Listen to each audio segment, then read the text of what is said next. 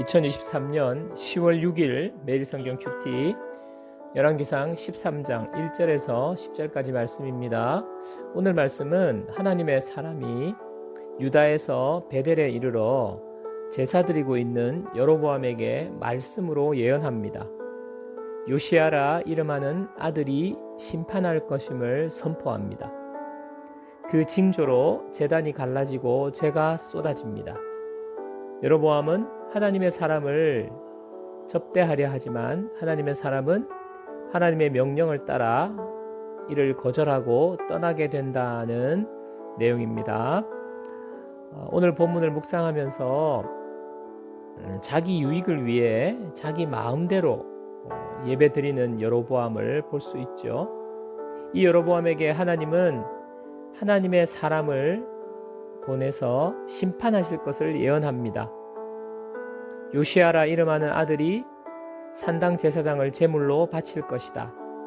사람의 뼈를 사를 것이다. 심판의 예언입니다. 이 예언은 300년 후에 남유다의 왕 요시아가 종교개혁을 하는 것으로 실현이 됩니다. 하나님은 당신의 택하신 백성을 내버려 두시거나 포기하지 않으십니다. 하나님의 명령에 불순종하고 자기 마음대로 사는 자를 하나님은 반드시 징계하시고 심판하시는 분이십니다. 왜냐하면 사랑하시기 때문이고 회복하시기 위해서입니다. 하나님이 심판하신다는 예언을 듣고도 여로보암은 정신을 못 차리고 하나님의 사람을 붙잡아서 제재를 가하려고 합니다. 그 순간 여로보암의 손이 굳어져서 다시 거두어지지 않게 되고 제단이 갈라지고 재가 쏟아지는 하나님의 징조가 나타납니다. 무엇을 알 수 있습니까? 하나님의 뜻은 인간의 힘으로 거스를 수 없습니다. 오늘도 우리는 혹시 하나님의 경고를 듣고 있습니까? 하나님의 경고가 나에게 있다는 사실은 아직까지 하나님이 나를 사랑하시고 포기하지 않으신다는 것입니다. 경고를 듣고 있음에도 여전히 내 마음의 고집을 꺾지 않고 있습니까? 돌이키는 것이 축복입니다. 오늘도 하나님은 말씀을 이루시는 분입니다. 약속의 말씀을 붙잡고 신실하게 순종하며 사는 자들에게 하나님은 때가 되면 그 뜻을 이루십니다.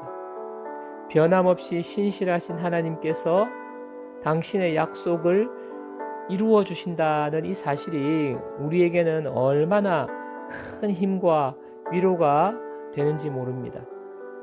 오늘도 우리는 우리 눈에 펼쳐지는 상황에 낙심하지 말고 하나님의 뜻, 그 뜻을 붙잡고 인내로 달려가는 하루가 되어야 합니다.